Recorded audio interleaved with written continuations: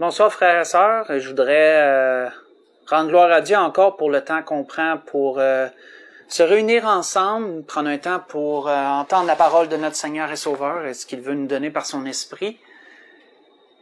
Et je sais que pour ceux qui ont suivi les nouvelles tantôt, on a eu des nouvelles, je dirais, pas très bonnes concernant le reconfinement, concernant la fermeture des églises et tout. Mais malgré, frères et sœurs, ce que ces nouvelles peuvent générer en nous, je vous dirais qu'il serait bon de faire abstraction de ces choses, de faire un vide, de laisser ça de côté, de laisser le Seigneur, par son esprit, inonder nos cœurs de sa paix, inonder nos cœurs de son amour, de sa et aussi de son courage, de sa résilience dans tout ce que nous vivons.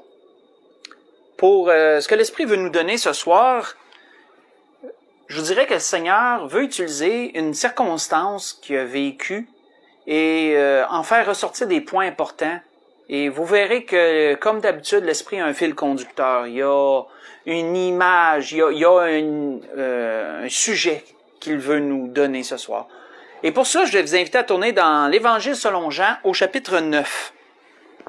Dans l'Évangile selon Jean au chapitre 9, c'est la situation qui se déroule entièrement dans ce chapitre-là que l'Esprit veut se servir ce soir.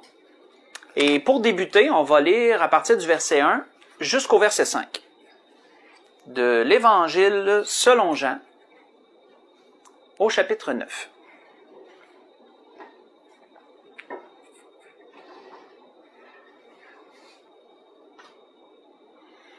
Donc, il est dit, Jésus vit, en passant, un homme aveugle de naissance. Et ses disciples lui posèrent cette question. Rabbi, qui a péché, cet homme ou ses parents, pour qu'il soit né aveugle? Jésus répondit, ce n'est pas que lui ou ses parents aient péché, mais c'est afin que les œuvres de Dieu soient manifestées en lui. Il faut que je fasse, tandis qu'il est jour, les œuvres de celui qui m'a envoyé. La nuit vient, où personne ne peut travailler. Pendant que je suis dans le monde, je suis la lumière du monde. Arrêtons là et commentons ce qu'on a lu jusqu'à présent. Comme nous le voyons, face à la situation de cet homme, les disciples ont posé une question au Seigneur. Ce qu'on doit premièrement remarquer, c'est que la question des disciples ne concernait pas l'état physique, l'handicap nécessairement de la personne, mais leur question portait plutôt sur le fait que cet handicap, il l'avait eu dès sa naissance. Donc, comprenons bien, c'est pas le fait que cet homme était aveugle qui a interpellé les disciples. C'était le fait que cet homme était né aveugle. C'est ça qui avait interpellé les disciples, et c'est ça qui a généré la question qu'ils ont posée au Seigneur. Qui a péché pour qu'il soit né de cette façon-là? D'où tirait-il, frères et sœurs, une telle conclusion? Parce que vous savez, la plupart de nos questionnements, la plupart de nos raisonnements ont pour source des références qu'on a. Autrement dit, soit des situations qu'on a vécues, soit une référence écrite quelconque, et nous puisons dans notre bagage de connaissances par rapport à ce que nous vivons dans l'actualité, et nous en tirons des raisonnements, nous en tirons des conclusions. Donc, d'où les disciples tiraient-ils un enseignement quelconque? D'où les disciples tiraient-ils une référence pour en venir à une telle conclusion? C'est pour la question qu'on pourrait premièrement se poser. Faites juste écouter. On voit que lorsque Dieu a donné à Moïse les 10 commandements, le deuxième des commandements, je vais vous le lire. Et vous allez voir, pourrez voir assez clairement d'où les disciples ont tiré leur raisonnement.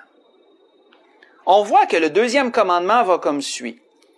tu ne te feras point d'image taillée, ni de représentation quelconque des choses qui sont en haut dans les cieux, qui sont en bas sur la terre, et qui sont dans les eaux le plus bas que la terre.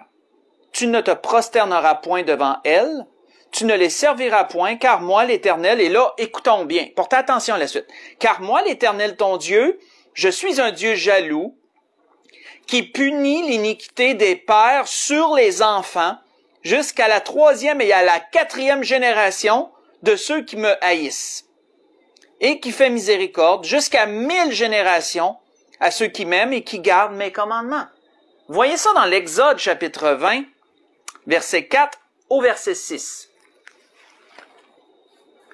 On voit que Moïse, lorsque le peuple avait péché, lorsqu'ils ont exploré le pays, lorsqu'ils ont, la première fois qu'ils sont arrivés aux abords de la terre promise et qu'ils ont exploré le pays pendant 40 jours, et qu'ensuite ils ont rejeté le beau pays que Dieu leur donnait, on voit que Moïse, lorsqu'il était intervenu auprès de Dieu pour que Dieu pardonne au peuple, voici comment Moïse, a parlé à Dieu.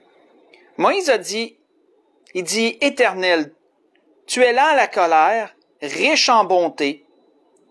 Il pardonne. L'Éternel, il pardonne l'iniquité et la rébellion.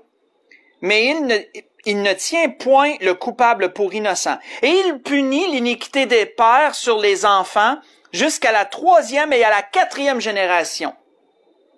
Et ensuite, il va comme suit à Dieu et dit, pardonne donc à ton peuple. Vous voyez ça dans Nombre, chapitre 14. J'ai lu le verset 13. Le verset 18, excusez-moi, le verset 18. Nous pourrions, si nous ferions d'autres recherches, frères et sœurs, voir que David a mentionné ce fait lorsqu'il maudissait ses ennemis, parce qu'on sait que parfois dans certains psaumes, David pouvait être assez cru. Faut se référer aussi qu'on est dans l'Ancien Testament. Et dans l'Ancien Testament, il y a des épisodes assez crus, on va dire ça comme ça. Et David, dans un psaume, maudissait ses ennemis et il disait à Dieu de ne point pardonner leurs péchés, de les punir jusqu'à la 3e, 4e génération, que les enfants paient le prix pour les fautes de leur père, etc. Dans le psaume 109, voyez ça au verset 14. Entre autres choses, on voit qu'Ésaïe a parlé de ce fait-là dans Ésaïe 14, verset 21. Toujours pas besoin d'y tourner, mais si vous voulez les prendre en note, vous les avez. Ésaïe a mentionné ce fait-là dans Ésaïe 14. Que Dieu pouvait agir comme ça. Et également, on peut le voir aussi dans Jérémie 2, verset 9 aussi. C'est un autre... Puis là, j'ai arrêté ma recherche là, mais on aurait pu sans doute aller à bien d'autres endroits. On voit que dans certaines circonstances, selon l'Ancien Testament, si une personne était méchante contre Dieu toute sa vie, Dieu pouvait la faire, si Dieu la trouvait coupable, Dieu pouvait la punir et pouvait également étendre la punition sur sa génération, sur même plusieurs de ses générations. Et on sait que dans d'autres circonstances, j'ai pas été le voir, mais dans Ézéchiel, entre autres, je crois de mémoire, qui est mentionné que Dieu ne permettra pas que l'enfant paie pour les péchés du père, que celui qui pêche, c'est lui qui va mourir. Donc, voyez-vous que ça dépend des circonstances. Mais Dieu, il était défini dans l'Ancien Testament que Dieu pouvait faire ça. Et donc, certainement que les disciples, lorsqu'ils ont vu cet aveugle-né hériter de cet handicap dès la naissance, ben, ils ont dit tout de suite, c'est à cause duquel? C'est-tu sa mère qui a été méchante? Ou est-ce que c'est son père qui a été méchant pour qu'il hérite de cette condition-là? Donc, voyez-vous que le raisonnement des disciples se tenait là. Je veux dire, il y avait une référence, c'était pas tiré du vent. Ils se souvenaient de ce qui était dit dans la loi, de ce qui était dit dans les 10 commandements, de ce qui était dit dans les écrits des prophètes, et ils ont tiré une conclusion par rapport à l'état de cet homme, et ils ont dit, ben certainement, un de ceux-là, un de ses parents a péché pour qu'il se retrouve dans cette situation-là. Et c'est dans le fond, comment je pourrais dire, un châtiment générationnel que Dieu a établi sur lui. Donc, la réponse du Seigneur, elle est tout aussi intéressante que la question. En deux temps. Premièrement, on voit que le Seigneur a tout de suite enlevé aux disciples les fondements de ce raisonnement. Hein, le Seigneur a dit tout de suite en partant, ce n'est pas que son père ou sa mère ou lui a péché pour qu'il soit dans cet état-là. Et on voit que le Seigneur n'a pas donné de raison non plus. Si on note, là, le Seigneur n'a pas donné de raison pour laquelle cet homme-là était né aveugle.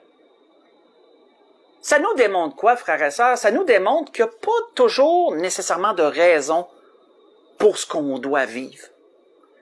Vous savez, il y a des épreuves qu'on vit où parfois certains sont nés avec un handicap comme cet homme.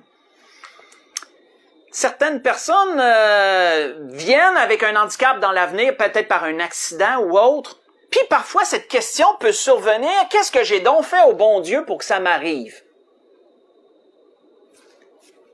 Y a-t-il nécessairement toujours une raison pour tout ce qu'on vit? Mis à part le fait qu'on est des pécheurs et qu'on est dans un monde de péché, et qu'à cause qu'on est pécheurs, nous héritons de la maladie, nous héritons de tout ce qui est a rapport avec cette création-ci à cause du péché. Mis à part ce fait-là, y a-t-il une raison pour laquelle on vit ce qu'on vit? Pas nécessairement, frères et sœurs. Dans un autre endroit, perdez pas l'endroit dans Jean, mais si vous voulez tourner avec moi dans Luc, allons voir juste une référence pour montrer, le Seigneur avait déjà fait une référence à ce fait-là aussi, qu'il n'y a pas nécessairement toujours une raison pour ce que les gens vivent. Dans Luc chapitre 13, sans perdre Jean parce qu'on va y revenir, mais tournons dans Luc chapitre 13, lisons du verset 1 au verset 5, voyons l'autre lien que le Seigneur avait déjà fait avec ce fait-là.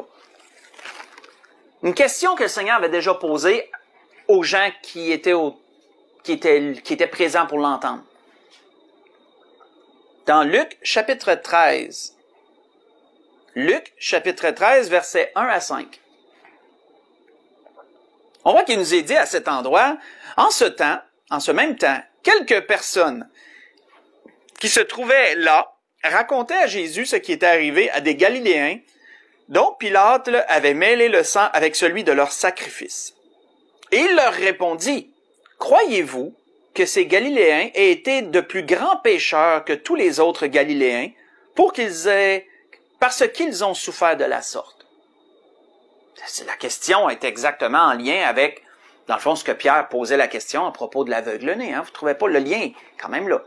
Y a-t-il une raison pour ça? Et Jésus leur a dit, « Non, je vous le dis. » Ces gens-là, qu'il citait dans ce qu'on vient de lire dans Luc, n'étaient pas des pires pécheurs que d'autres pour avoir vécu cette torture et cette mort cruelle qu'ils avaient vécu, ces gens-là. Jésus leur avait dit, non, je vous le dis, mais si vous ne vous repentez, vous périrez tous également. Ensuite, ou bien, ces 18 personnes sur qui est tombée la tour de Siloé, fâcheux accident, c'est triste de se retrouver exactement à un endroit qui s'écroule sur nous. C'est une fatalité, comme on dirait dans notre langage, une fatalité. Donc le Seigneur demandait, ces 18 personnes auxquelles il fait référence, sur qui la tour de Siloé est tombée et qu'elle a tué, croyez-vous qu'elles aient été plus coupables que les autres habitants de Jérusalem? Non, je vous le dis. Mais si vous ne vous repentez, vous périrez tous également. Retournons dans Jean.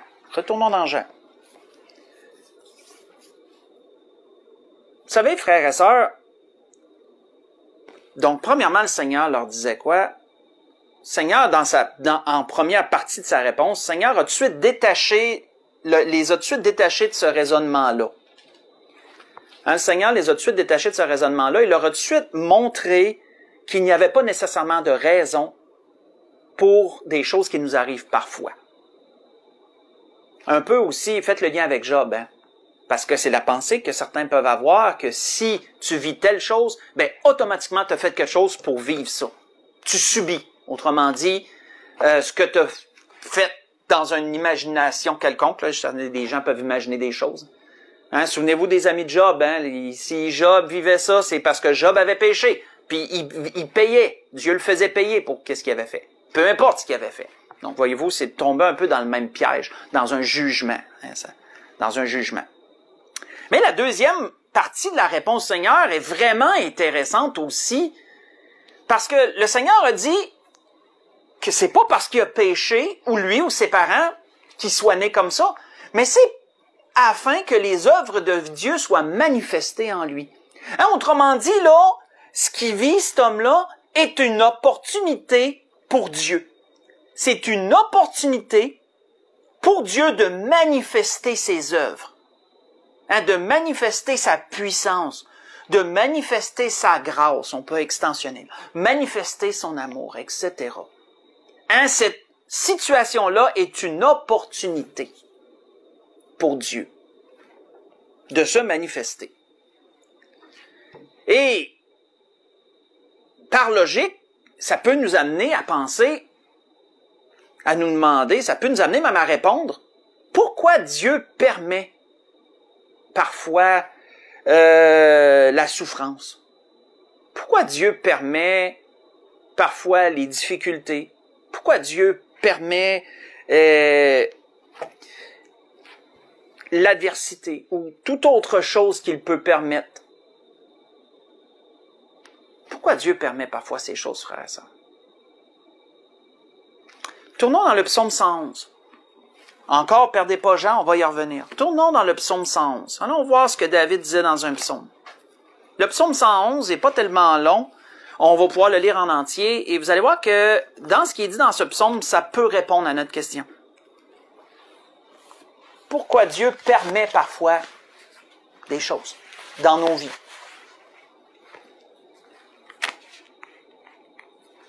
Psaume 111. Vous allez voir, le psaume 111 tourne alentour d'une seule idée. Et c'est cette idée qui donne un peu la réponse. Peut-être qu'on la saisira pas au début, mais on va la pointer, on va la faire ressortir du psaume. Donc le psaume 111, pas tellement long, il va comme suit. Louez l'Éternel. Je louerai l'Éternel de tout mon cœur, dans la réunion des hommes droits et dans l'assemblée. Les œuvres de l'Éternel sont grandes, recherchées par tous ceux qui les aiment. Son œuvre n'est que splendeur et magnificence, et sa justice subsiste à jamais. Il a laissé la mémoire de ses prodiges. L'Éternel est miséricordieux et compatissant. Il a donné de la nourriture à ceux qui le craignent. Il se souvient toujours de son alliance. Il a manifesté à son peuple la puissance de ses œuvres. Retenez ce bout-là. Il a manifesté à son peuple la puissance de ses œuvres en lui livrant l'héritage des nations. Les œuvres de ses mains sont fidélité et justice. Toutes ses ordonnances sont véritables. Affermies pour l'éternité. Faites avec fidélité et droiture. Il a envoyé la délivrance à son peuple. Il a établi pour toujours son alliance. Son nom est saint et redoutable. La crainte de l'Éternel est le commencement de la sagesse. Tous ceux qui l'observent ont une raison saine. Sa gloire subsiste à jamais. Arrêtons là. Bon, de toute manière, on n'a pas le choix. C'est la fin du psaume. Mais notons que ce psaume tourne alentour d'une chose, d'une idée, la manifestation des œuvres de Dieu. Et le verset 6 en est un peu le centre, lorsqu'il est dit « Il a manifesté à son peuple la puissance de ses œuvres ». Frères et sœurs, Dieu permet parfois que nous vivions des choses pour qu'il puisse se manifester à nous à travers ces choses en question. Ce que nous vivons devient, par extension, une porte ouverte à Dieu de se manifester dans ses œuvres. Comprenons-nous. Si rien de mal n'arrivait jamais, comment pourrions-nous voir les œuvres de Dieu? Comment seraient-elles manifestes pour nous s'il ne se passait rien? Je laisse avec ce questionnement-là. Vous allez voir que le questionnement amène un raisonnement par rapport à ça. Mais lorsque nous vivons des choses et que et que ces choses deviennent des opportunités pour Dieu de manifester sa gloire, de manifester ses œuvres, qu'est-ce qui arrive? Exactement ce que le Seigneur disait à ses disciples. La situation de cet homme est afin de manifester les œuvres de Dieu. cet homme a cet handicap pour que les œuvres de Dieu soient manifestées en lui. Dieu, il est là à ce moment précis pour que Dieu fasse éclater sa gloire à travers cette situation-là. Et vous savez, quand je méditais sur ce que l'Esprit nous donne ce soir, je me disais, ben pourquoi au temps du Seigneur, il y avait tellement de maladies? Avez-vous remarqué comment que, je ne sais pas si c'est parce que les écrivains ne parlent que de ça, qui mettent en lumière tous les cas qui sont arrivés, ou si c'était général. Parce que comme Jean le dit à la fin de son évangile, si on aurait pu écrire beaucoup de livres, hein, mais la terre aurait même pas pu contenir tous les écrits qu'on aurait eu à écrire, donc ils ont condensé. Hein, les évangiles, c'est des condensés. Pourquoi, frères et sœurs, dans ce temps-là, a-t-il eu autant de malades? Autant de gens qui avaient besoin d'une guérison quelconque? Parce que, il me semble que dans les 4 évangiles, c'est ce qu'on lit souvent, hein? Les gens malades venaient au Seigneur, ils étaient guéris. Pourquoi y avait-il autant de démons au temps du Seigneur? Avez-vous remarqué à quel point, dans l'Ancien Testament, on n'en entend pas vraiment parler, mais au temps du Seigneur, on dirait que les démons courent dans les rues. Une telle personne a un tel handicap, c'est un démon qui lui donne cet handicap. Une telle personne est lunatique, c'est un démon qui cause ça. Avez-vous remarqué dans les 4 évangiles comment il nous est mentionné de démons, mais combien qu'il nous est mentionné que Jésus a chassé des démons? Et on pourrait aller comme ça dans bien d'autres sens aussi. Frères et sœurs, toutes ces choses qui étaient au temps du Seigneur furent des opportunités que Dieu se manifeste à travers de son Fils.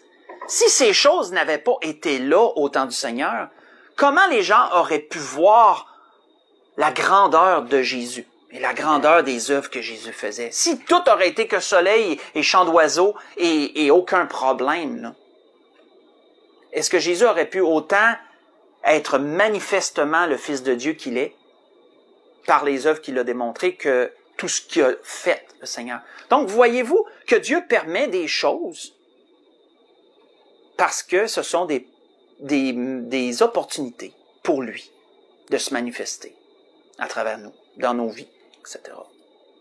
Ça fait du sens. Quand on regarde, il y a une autre chose que l'Esprit nous donne aussi avec cette manifestation-là, ce que ça l'amène. Quand on lira pas toute Jean 9, bien sûr, on lira pas toute l'histoire de cet homme, mais on peut voir que cet homme a passé par plusieurs péripéties. Parce que le Seigneur a fait de la boue, le Seigneur l'en a mis sur ses yeux, le Seigneur l'a envoyé se laver les yeux, et lui a dit, va et tu seras guéri. Donc cet homme aveugle a dû trouver son chemin jusqu'au réservoir de Siloé, qui signifiait envoyé. Donc voyez-vous un lien avec Jésus directement, qui était l'envoyé de Dieu. Et donc là, cet homme a dû trouver son chemin jusqu'au réservoir. Je le rappelle, il était aveugle, il n'a pas marché jusqu'au réservoir en ligne droite. Là. Il est certainement qu'il demandait à un passant, certainement qu'il demandait aux gens, pouvez-vous m'indiquer où est le réservoir? Est-ce que je suis sur le bon chemin? C'est-tu par là? C'est-tu par là? Donc en tâtonnant, il a fait son chemin jusqu'au réservoir et ensuite s'est lavé les yeux comme le Seigneur lui avait dit. Et là, il a été guéri. Là, il a été guéri. Mais là, par la suite, il sautait de joie, il disait qu'il était guéri, et là, les gens se sont mis à l'accuser. Il y a des gens qui disaient, ben, c'est pas lui. Il y en a d'autres qui disaient, ah, ben, c'est lui. D'autres qui disaient, ben, il ressemble. C'est pas lui. On n'est pas sûr. Il me semble c'est pas lui, mais il ressemble à lui. Et lui, il disait, ben oui, c'est moi. On l'a amené auprès des pharisiens, hein, parce qu'un miracle avait été fait. Il y avait manifestement eu un miracle. Donc là, les pharisiens, il fallait qu'ils enquêtent sur la question. Et les pharisiens, ils ne croyaient pas. C'est qui te fait ça?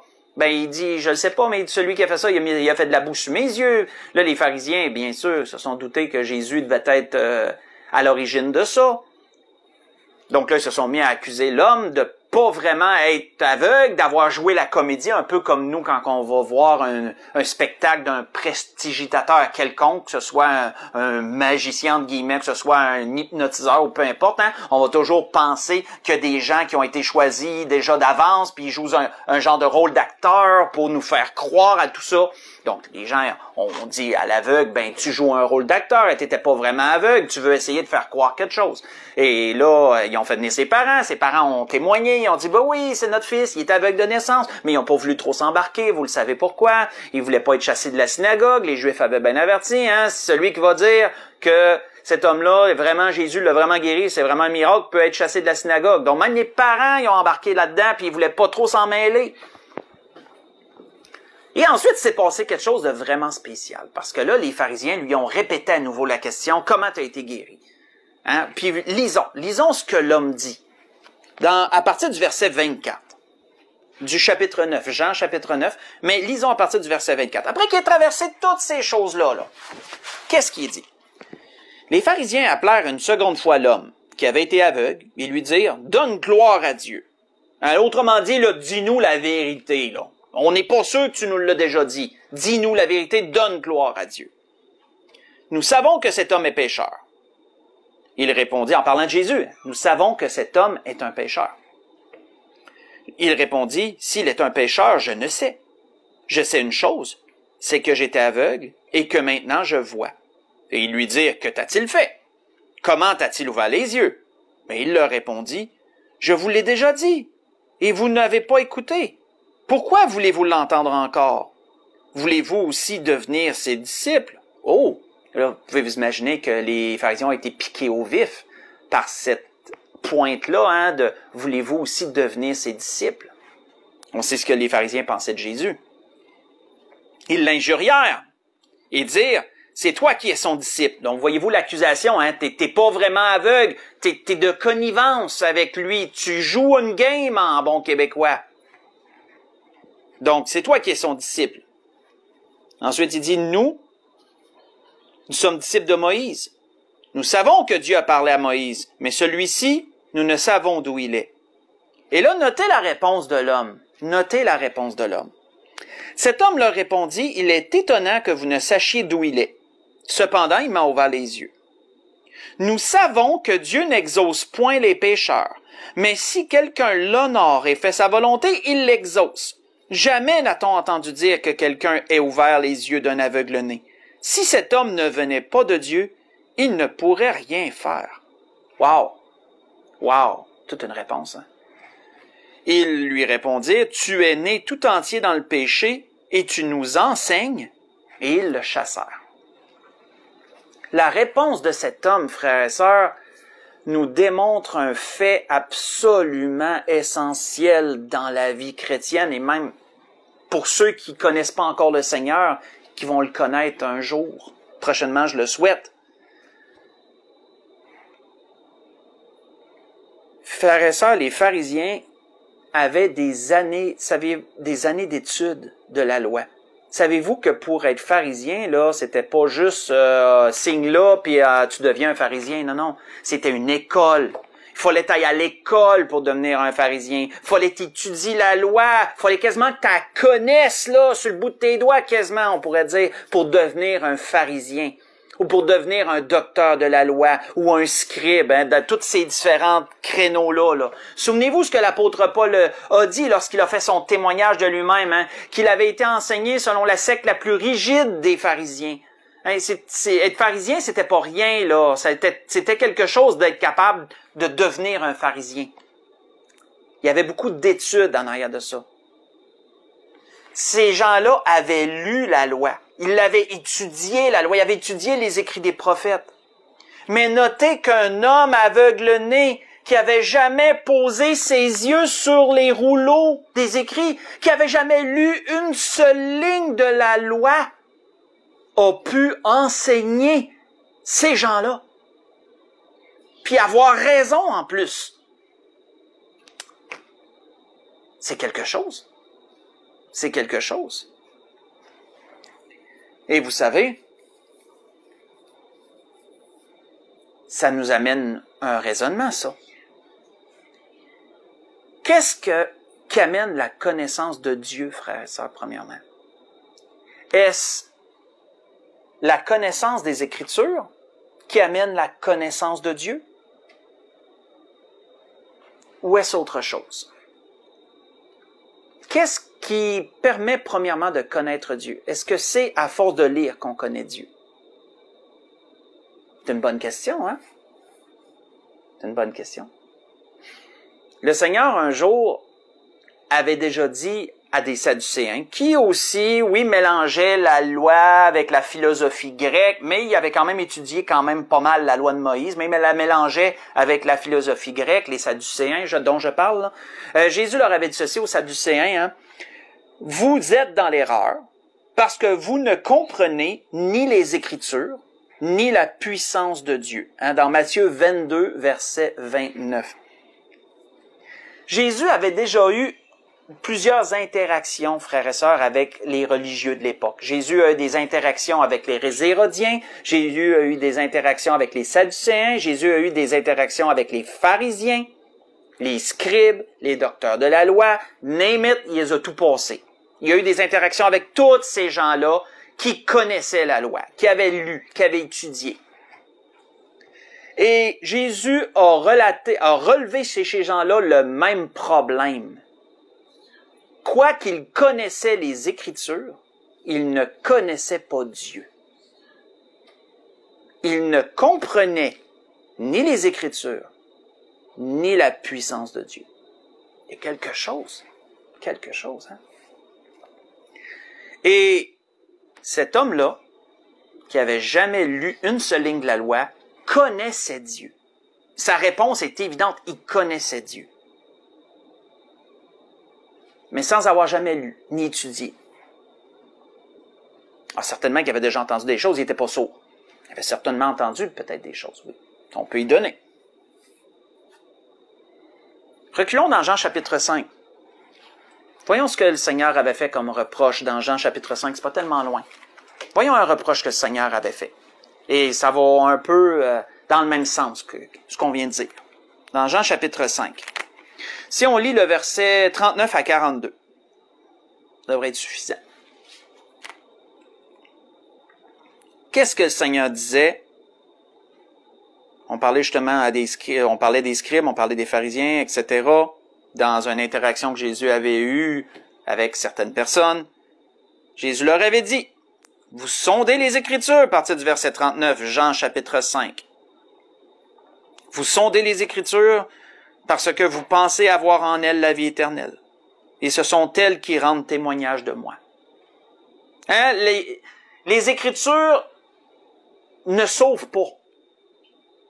Mais leurs paroles, leurs écrits, leur contenu dirigent les gens vers le salut. Mais elles ne sauvent pas en elles-mêmes. Contrairement à ce que les Juifs croyaient, qui croyaient trouver la vie éternelle dans les Écritures. Et Jésus leur disait, « Ce sont elles qui rendent témoignage de moi. Et si vous ne voulez pas venir à moi et vous ne voulez pas venir à moi pour avoir la vie, je ne tire pas ma gloire des hommes, mais je sais que vous n'avez point en vous l'amour de Dieu. Je suis venu au nom de mon Père, et vous ne me recevez pas. Si un autre vient en son propre nom, vous le recevrez. » On va arrêter là. J'avais dit jusqu'au verset 42, j'ai comme étiré un peu. Mais on a vu le principal. Voyez-vous qu'il leur reprochait de connaître les Écritures. On peut résumer ça comme ça. De connaître les Écritures, mais de ne pas connaître Dieu.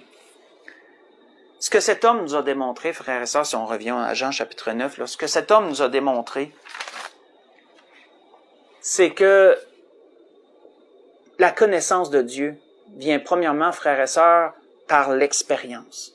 La connaissance de Dieu vient premièrement en expérimentant les œuvres de Dieu, en expérimentant la gloire de Dieu dans nos vies. La connaissance, elle commence là, la connaissance de Dieu. Cet homme avait expérimenté la manifestation des œuvres de Dieu en lui. Il a été guéri de son infirmité. Et de ce que cet homme savait, ça a été suffisant pour lui. Pour dire Jésus, là, ça se peut pas que ça soit ça se peut pas qu'il soit pas le Fils de Dieu. Ça se peut pas qu'il ne soit pas quelqu'un de spécial. Parce que Dieu exauce pas les pécheurs comme lui. Dieu, comme il aurait été, mettons, tu sais, parce que les autres, ils l'accusaient d'être un pécheur, Jésus. Il dit, Dieu exauce pas les pécheurs. Celui qui l'honore fait sa volonté, c'est celui-là que Dieu exauce. Il dit jamais qu'on a entendu parler que quelqu'un guérit un aveugle-né. Vous savez, c'est pas pour rien que le Seigneur avait dit, dans sa dernière prière, avant d'aller au jardin de Gethsémane, le Seigneur avait dit, « Or, la vie éternelle, c'est qu'ils te connaissent, toi le seul vrai Dieu, et celui que tu as envoyé, Jésus-Christ. » La vie éternelle, c'est qu'ils te connaissent. Mais ça commence où, ça? Ça commence, frères et sœurs, par l'expérience de Dieu. Expérimenter Dieu dans nos vies. C'est là que ça commence.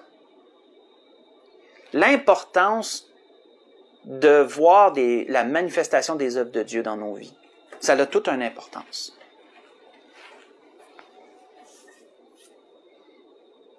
Parce que la connaissance de Dieu commence là, frères et sœurs. Elle commence là. On voit que, si on lit la suite à partir du verset 35, on voit que c'était, comme je vous l'ai mentionné, c'est cette expérience-là qui lui a permis de croire en Jésus. Hein. C'est cette manifestation-là des œuvres de Dieu en lui qui lui a permis de croire en Jésus. Parce qu'on voit que, par la suite, Jésus a appris qu'il l'avait chassé, et l'ayant rencontré, lui dit, « Crois-tu au Fils de Dieu? » Et il répondit, « Qui est-il, Seigneur, afin que je croie en lui? » « Tu l'as vu, lui dit Jésus, et celui qui te parle, c'est lui. » Et il dit, « Je crois, Seigneur. » Et il l'adora. Donc, voyez-vous que ça n'a pas été facile, ça n'a pas été difficile pour lui, là. Pourquoi? Parce qu'il avait expérimenté les œuvres de Dieu. Ça a été ce qui a amené la connaissance de Dieu. Ça l'a contribué à la connaissance de Dieu. Et on peut voir qu'avec le peu qu'il avait, si on peut dire ça comme ça, il en savait déjà plus que les pharisiens qui avaient des années d'études de la loi.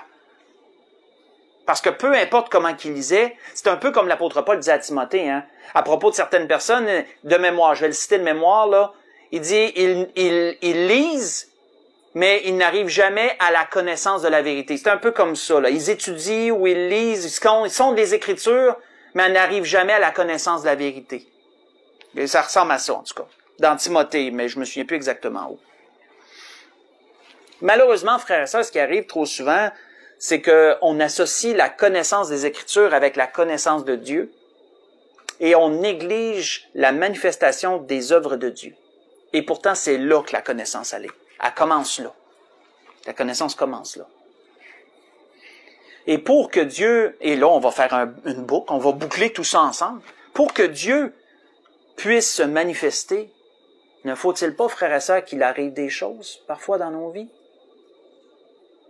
S'il arriverait jamais rien, comment Dieu pourrait-il se manifester? Si Dieu ne se manifesterait pas, comment le connaîtrions-nous davantage? Donc, voyez-vous que ça fait une boucle. Ça fait une boucle. Dieu permet des choses. Nous vivons des épreuves, nous vivons des difficultés. Ces difficultés sont des opportunités pour Dieu. Dieu se manifeste à travers ces opportunités. Nous en venons à connaître Dieu à travers Jésus-Christ, bien sûr. Nous en venons à connaître Dieu. Et la connaissance de Dieu va nous amener après à comprendre les Écritures. Donc, voyez-vous qu'il y a tout encore un cheminement par rapport à ça. Et c'est pour ça, frères et sœurs, que Dieu nous permet de vivre parfois des expériences. Ne négligeons pas l'importance de la manifestation des œuvres de Dieu. Souvenons-nous ce que David disait dans le psaume. Dieu manifeste sa puissance et ses œuvres à son peuple. Mais il faut que son peuple vive des choses. C'est plate de devoir vivre des choses, mais il en faut. Il en faut si on veut voir les œuvres de Dieu, il en faut. Avant de conclure, on pourrait se demander pourquoi. L'Écriture nous le dit. À 2 endroits, l'Écriture nous le dit. Faites juste écouter. Jean et Pierre mentionnent chacun une chose qui nous démontre la nécessité de vivre des expériences avec Dieu. Des manifestations. On voit que Jean, disait ceci, voyez. Voyez, ça veut dire nos yeux, hein. Ça veut dire, ça parabole avec nos yeux. Voyez quel amour le Père nous a témoigné pour que nous soyons appelés enfants de Dieu, et nous le sommes. Voyez ça dans 1 Jean 3, verset 1. Voyez quel amour. Ça veut dire quoi? Ça veut dire qu'il faut que tu vives quelque chose pour le voir. La logique, en toute logique. Là. Tu peux pas voir ce que tu vis pas. Là. Je veux dire, si tu vis rien, tu verras rien. Si tu vis quelque chose, tu vas voir la manifestation. Voyez quel amour le Père nous a donné. Il nous a témoigné. Jean nous dit ça. Hein, Jean associe les yeux à l'expérience. Et Pierre, lui, nous dit quoi? Pierre, lui, nous dit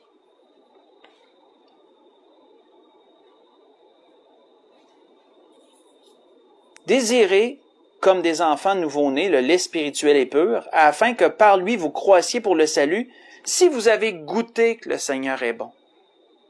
Jean associe les yeux à l'expérience, à la nécessité de voir. Puis Pierre, lui, associe le goût. Hein? Si vous avez goûté, c'est quoi goûter que le Seigneur est bon, frères et sœurs? C'est justement de vivre des manifestations des œuvres de Dieu dans nos vies. Vivre ces choses-là nous permet d'y goûter. La saveur, on voit la saveur que ça a, fait du bien de voir Dieu se manifester dans nos vies. C'est bon de le voir. Ces choses que Pierre et Jean nous mentionnent nous démontrent la nécessité. Et frères et sœurs, c'était ce que l'Esprit voulait nous donner ce soir. L'importance de comprendre que la connaissance de Dieu ne commence pas avec la connaissance des Écritures. La connaissance de Dieu commence par l'expérience, par le vécu des œuvres de Dieu, voir la manifestation des œuvres de Dieu. Et pour qu'on en voie, il faut en vivre. Il faut en vivre des expériences. Et bien sûr, je ne néglige pas l'importance de lire et de méditer la parole de Dieu, parce que les Écritures nous permettent de parfaire notre connaissance de Dieu. C'est un peu, ça l'aiguise le couteau, là. Ça peaufine les choses. Mais si les Écritures pouvaient vraiment amener la connaissance de Dieu, tous les religieux de l'époque auraient tous reconnu Jésus. Hein? Ils l'auraient tous reconnu comme Sauveur et Seigneur. Ils auraient reconnu que c'était celui dont Moïse parlait. Il viendra un jour un prophète comme moi, écoutez-le. Ils auraient reconnu ça. Mais c'est pas la connaissance des Écritures qui leur amenait ça. Parce qu'ils l'ont, pour la plupart, rejeté, sauf quelques-uns. Je parle des pharisiens, là, je parle des religieux. C'était ce que l'Esprit voulait nous donner ce soir. Pour conclure, je vais vous inviter à tourner dans 2 Pierre. 2 Pierre 3. On va conclure là. 2 Pierre 3, verset 18. Recommandation de l'apôtre Pierre. On va conclure là-dessus. 2 Pierre 3, verset 18. Pierre dit, mais croissez. En d'autres mots, grandissez, évoluez dans la grâce et la connaissance de notre Seigneur et Sauveur Jésus-Christ. À lui soit la gloire maintenant et pour l'éternité. Amen. La grâce que je nous souhaite à tous, si nous voulons croître dans la connaissance de notre Seigneur Jésus-Christ, comprenons que nous devons vivre des choses. Parce que c'est la façon, c'est l'opportunité que Dieu a de se manifester, de manifester ses œuvres et ainsi de nous faire grandir dans la connaissance de sa personne. Et ne négligeons pas avec cela la lecture, la prière et la méditation qui sont un grand support dans nos vies. C'était ce que l'Esprit voulait nous donner ce soir. Je souhaite à tous un bon restant de semaine et je vais l'écrire sur notre page Facebook, je vais l'écrire tantôt. Mais pour ceux qui ne sont pas de l'Église de l'Espérance et qui écouteraient ce message, vu l'annonce du gouvernement de reconfiner et de fermer les églises jusqu'au 8 février, je vais écrire sur la page Facebook que nos cultes en live les dimanches vont reprendre, comme au printemps, et ça sera toujours la même heure, 9h30. Donc, je vais l'écrire tantôt. Donc, on va se redire à la prochaine à 9h30 dimanche matin en live sur Facebook. Priez pour moi, que le Seigneur m'accorde les forces dont j'ai besoin, les paroles et tout. Et prions les uns pour les autres aussi, que nous puissions ressortir de cette épreuve grandie et que nous puissions voir les manifestations des œuvres de Dieu en nous. Bonne semaine à tous.